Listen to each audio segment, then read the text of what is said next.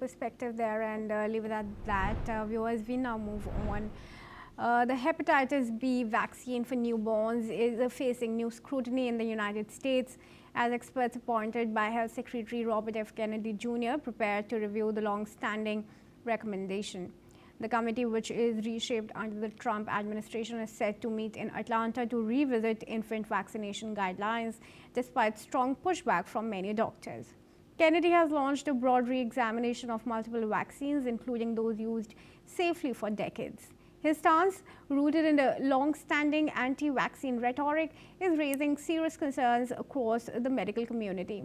Health experts warn that weakening vaccine recommendations could drive immunization rates even lower and fuel the resurgence of preventable diseases.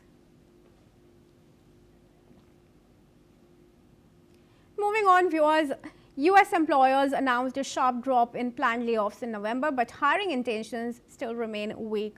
Job cuts fell 53% from October, totaling just over 71,000, the lowest for the month since 2022. Still, layoffs are up 24% from last year, with over 1.17 million job cuts announced so far in 2025. In contrast, planned hiring is a decade low, down 35% from last year, reflecting uncertainty in the economy.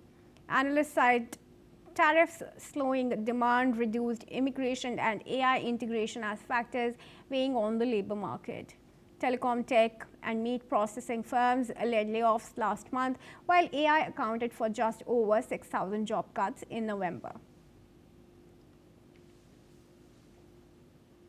And moving on now, viewers, the wife of former Honduran President Juan Orlando Hernandez, who was convicted of helping to smuggle 400 tons of cocaine into the United States, Ana Gracia de Hernandez, she has said that today is a day to thank the U.S. President Donald Trump for a miracle in her life.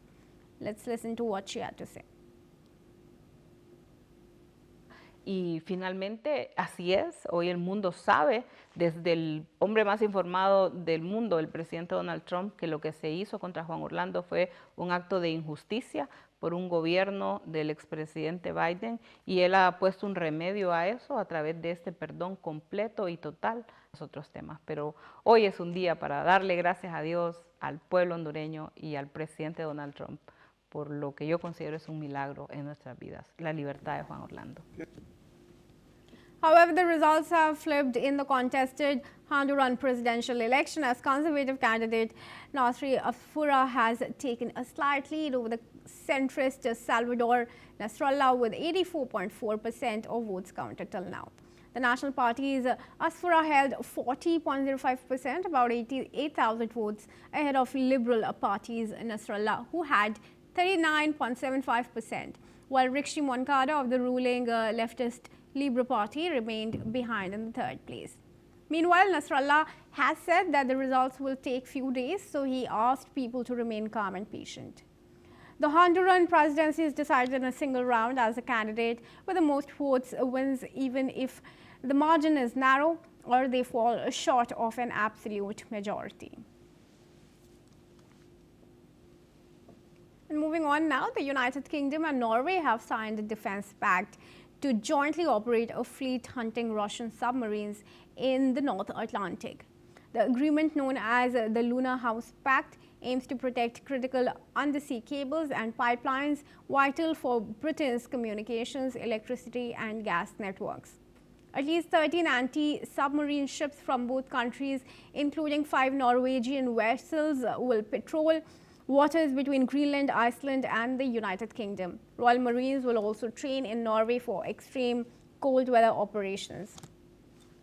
The pact includes joint wargaming, the use of Stingray torpedoes, and plans to develop unmanned motherships for undersea warfare. The Royal Navy will also adopt advanced Norwegian naval strike missiles. UK Defence Secretary John Healey said the deal strengthens NATO ties and ensures the UK is ready amid growing Russian activity in the North Atlantic. Let's in fact listen into what UK Defence Secretary and the Norway Defence Minister had to say. And this Lone House Agreement means that together we will develop and we will operate a combined force of at least 13 anti-submarine frigates in the North Atlantic and High North. It means that together we will develop a new generation of uncrewed military and maritime vessels together. It means that we will together develop a new generation of munitions in order that together we can reinforce wider European security and the security of our two nations. Close together. And we are now going to take more responsibility in Europe for our own security. There will be a burden shift, and we will spend much more money on defense. We will all agreed in NATO to spend 3.5% of GDP on defense within 2035. But we're not going to spend more. We need to spend better and smarter. That's a wrap on America 360. Keep watching NewsX World for more news updates from around the world.